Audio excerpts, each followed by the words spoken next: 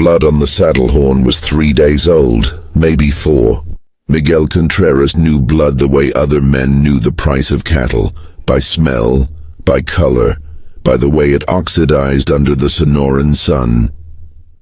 This blood was wrong, too much of it, and it belonged to someone who'd ridden hard before they'd stopped riding at all.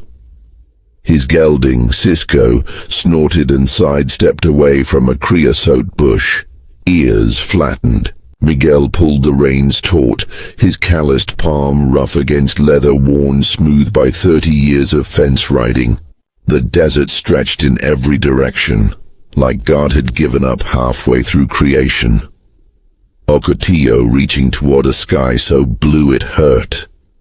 Mesquite casting shadows sharp as razors, and silence so complete he could hear his own pulse in his ears. He was 60 miles from the nearest ranch, 70 from anything resembling civilization. Out here, checking fence line for Don Reyes, same as he'd done every spring since he was 16 years old. But the fence line wasn't the problem today. The cabin was. It sat in a shallow arroyo a quarter-mile east. Its adobe walls the same dust brown as everything else, which is why he'd almost missed it. Almost. But Miguel had learned long ago that survival meant noticing what didn't belong. And that cabin. No smoke from the chimney, no horse tied outside, no water barrel by the door, didn't belong to anyone living. Cisco stamped nervously. Miguel stroked the gelding's neck, feeling the muscle twitch beneath his palm. "Fácil, viejo," he murmured. Fácil. But easy was a lie they both knew. Because in 53 years of riding this desert, Miguel had never seen this cabin before. And he'd ridden every square inch of Don Reyes's land, or thought he had. The wind shifted, carrying the scent of something sweet and wrong. Not death exactly. Worse. Like flowers left too long in a closed room. Like hope gone to rot. Miguel dismounted slow, his knees crackling the way they'd started to these past few winters. He tied Cisco to a dead juniper and pulled his rifle from the scabbard. The Winchester felt good in his hands. Solid, honest, the kind of truth you could trust.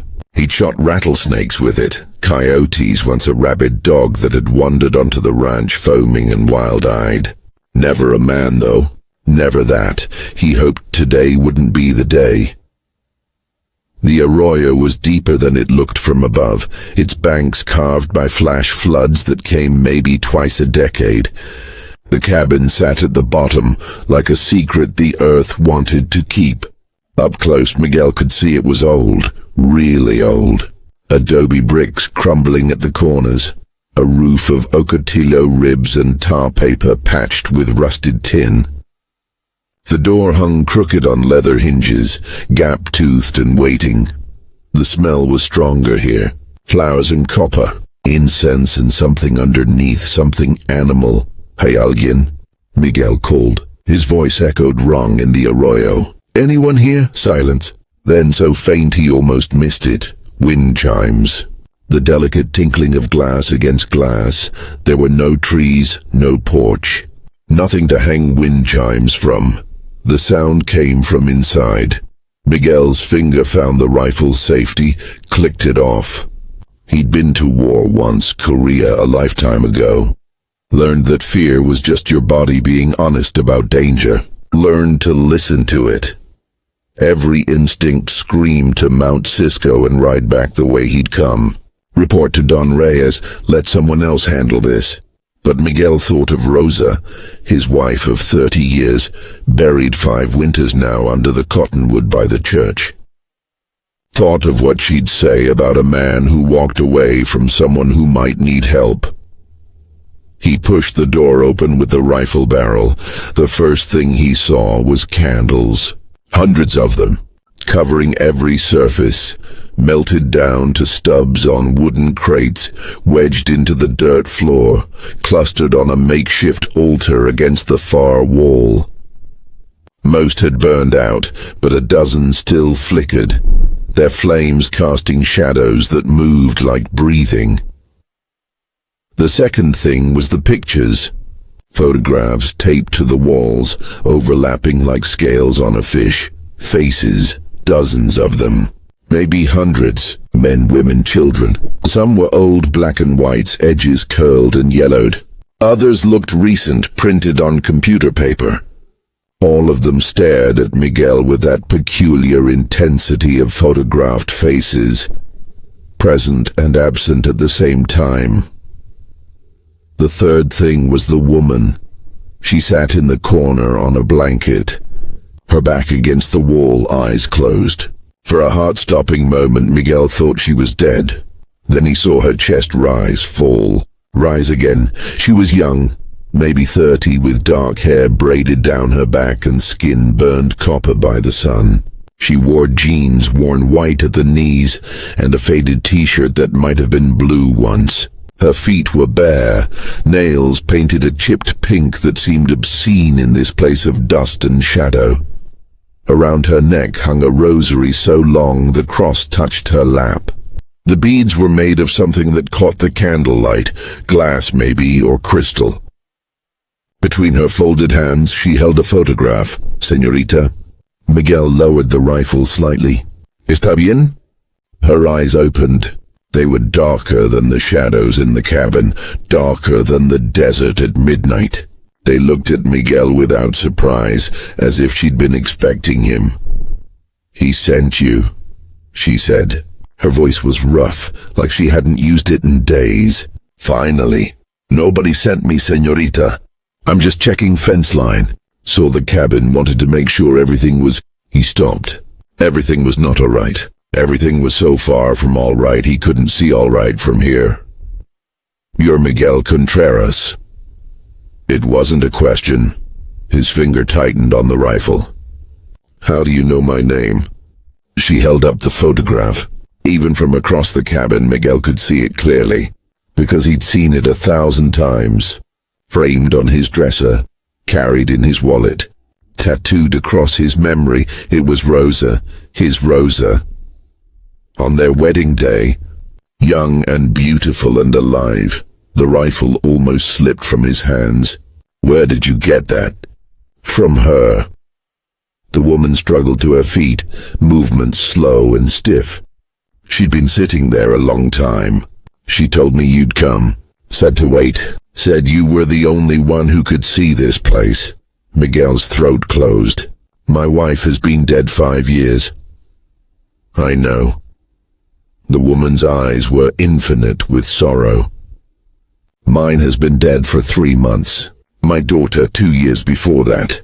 My mother 6 years. My brother 8. She gestured at the photographs covering the walls. "All of them. Everyone here, all dead. And all of them brought me to this place." Miguel backed toward the door. This was madness. Grief gone toxic. The woman needed help. Needed water and food, and someone who spoke the language of psychology, not fence mending. "I'll get you to town," he said. "There's a clinic in Tres Cruces. They'll look at them." Her voice cracked like old leather. "Really look." Against every rational thought, Miguel looked. His eyes traveled across the photographs, and as they did, recognition hit him like a fist to the gut. That face. The young man with a crooked smile. That was Tomas Salazar, who'd worked for Don Reyes 20 years back. Died when his truck rolled on Highway 80. That woman with the baby. Lucia Mendez. Cancer. 7 years gone. The old man with the weathered hands. Santos Guerrero. Heart attack during a dust storm. Photograph after photograph, face after face. Miguel knew them. Not all of them, but enough. People from Tres Cruces, from the ranches scattered across the desert, from the small towns that dotted Highway 10 like beads on a string, all dead. "How did you..." His voice failed him. "I didn't collect them." The woman moved to the altar, her bare feet silent on the packed earth. They collected me. After Maria died, my daughter, I started seeing her. In dreams at first, then in mirrors, then standing at the foot of my bed. She wouldn't speak, just pointed, always pointing the same direction. She lit a fresh candle, her hands shaking so badly it took 3 tries. So I followed. Left Hermosillo, left my job, left everything. Followed until I found this place. And when I got here, she was waiting. Not just her. All of them. Her voice dropped to a whisper. They're all waiting. Miguel's hands were numb, the rifle heavy as a corpse. Waiting for what? For you to understand. She turned, and in the candlelight her face looked ancient, carved from the same adobe as the walls. This is where they gather, the ones who died with messages undelivered, with words unspoken, with love unexpressed. This is where they wait for the living to finally see. That's not... Miguel stopped, because Rosa was there. In the corner, where the shadows pooled deepest, wearing the yellow dress she'd married him in, smiling that gentle smile that had sustained him through decades of hard labor and harder losses. She wasn't really there. He knew that. Grief and heat and the strangeness of this place were playing tricks on his rational mind. But God help him, she looked real. Miguel. The woman's voice was gentle now, priest-like. Why do you think you found this place? Why you, after 50 years of riding this desert? I don't, but he did know. Deep in the place where truth lives before words can diminish it, he knew. You have to forgive yourself, Rosa's voice said. Except it was the woman speaking. Except it was both of them somehow. For not being there when I died. For being out on the fence line when I called. For not hearing the phone. For not saying goodbye. Miguel's knees buckled. He caught himself against the door frame, the rifle clattering to the ground. I'm sorry, he whispered. Dios mío, Rosa, I'm so sorry. I should have been there. Should have. Stop. The woman placed her hand on his shoulder and it felt like Rosa's hand, warm and calloused from garden work. She knows. They all know. That's why they're here. Not to accuse, to absolve. She guided him to the altar and Miguel saw it clearly now. Not a shrine to death, but to love. Each photograph was surrounded by offerings, a wedding ring, a child's toy, a soldier's medal, a gardening trowel. Objects that meant everything and nothing. Ways of saying I remember. Ways of saying I loved you. Ways of saying goodbye. She wants you to live, the woman said. Really live, not just survive. She says you've been holding your breath for 5 years, waiting for permission to inhale. This is your permission.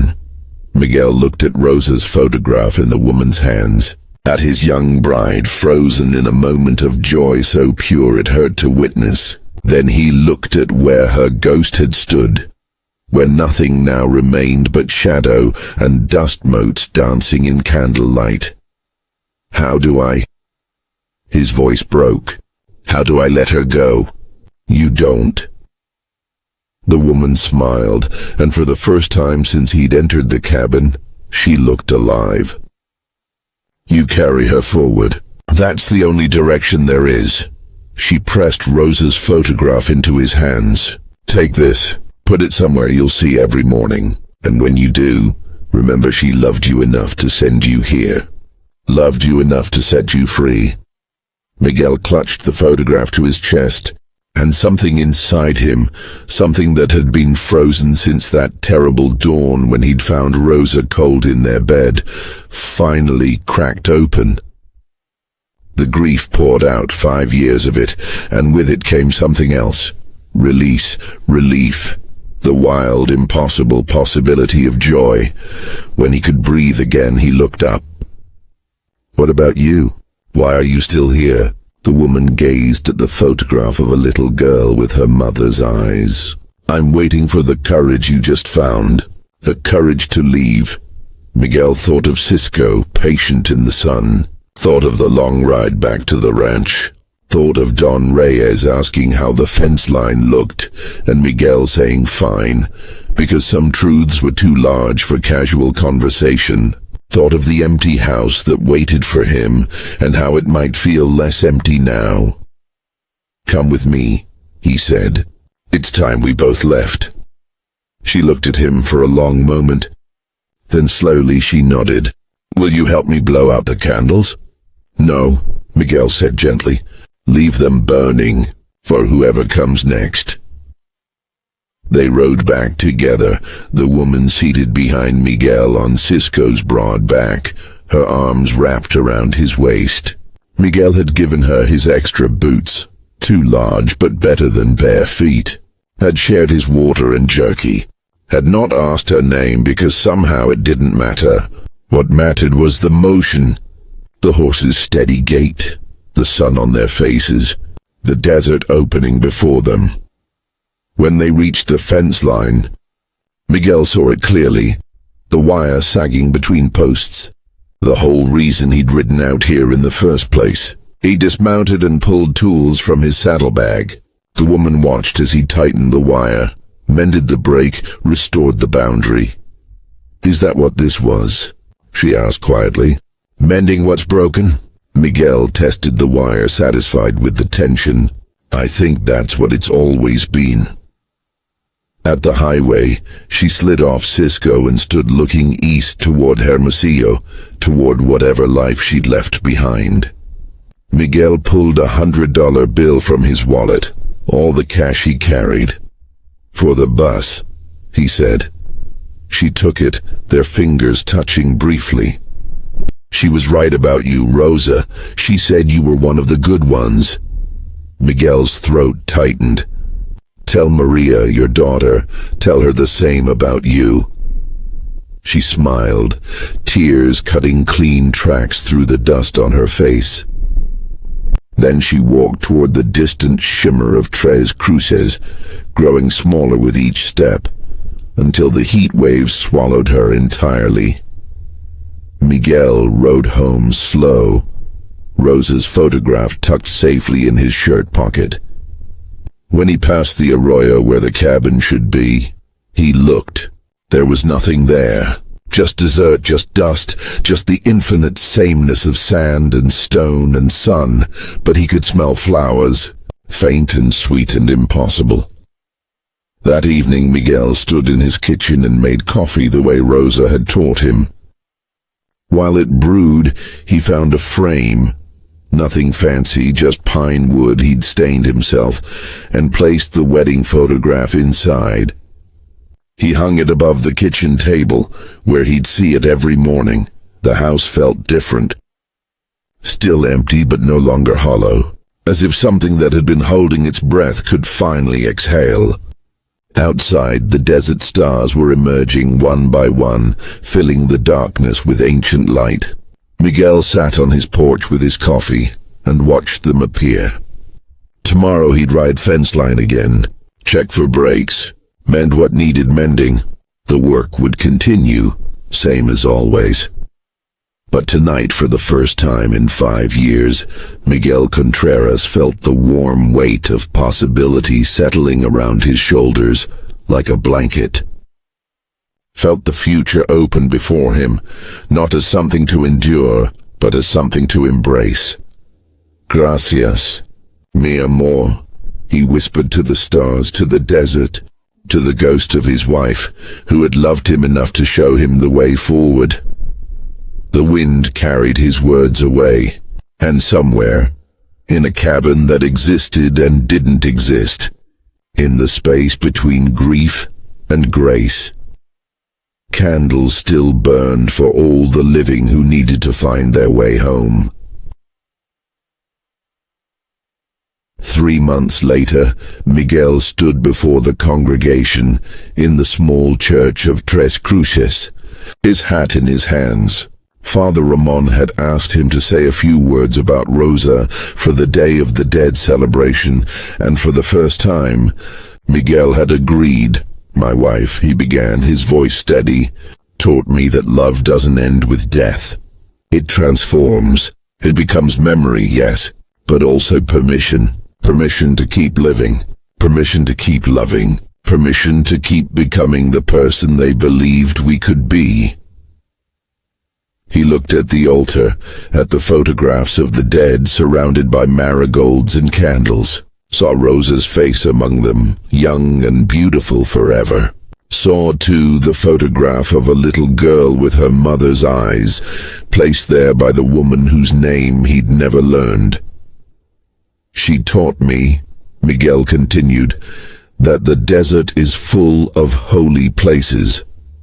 We just have to have the courage to find them, and the courage, when we do, to leave them behind. After the service, people approached him, men he'd worked with for decades, women who'd known Rosa, children she'd taught in Sunday school. They shook his hand, embraced him, saw something in his face that had been missing for 5 years. Life returning, love rekindled. As Miguel walked home through the cooling evening, past the cemetery where Rosa's body rested under the cottonwood, he felt her presence like a benediction, not trapped in the past, but woven through every moment of his present, not haunting him, but liberating him. The desert stretched vast around Tres Cruces, holding its secrets and its sorrows, its ghosts and its grace. Somewhere out there, a cabin existed for those who needed to find it. Candles burned for the living, not the dead, and the boundary between grief and healing was as thin as fence wire, waiting for someone brave enough to mend it. Miguel Contreras was 69 years old. He had lived through war and work, love and loss, silence and sorrow. He would live through more, 10 years, 20, however many God granted, and when his time came, when someone else found his photograph in that impossible cabin in the middle of the desert, he hoped they would understand the message he'd learned. Love endures, life continues, and the only direction that matters is forward, carrying our dead gently, gratefully, into whatever light remains.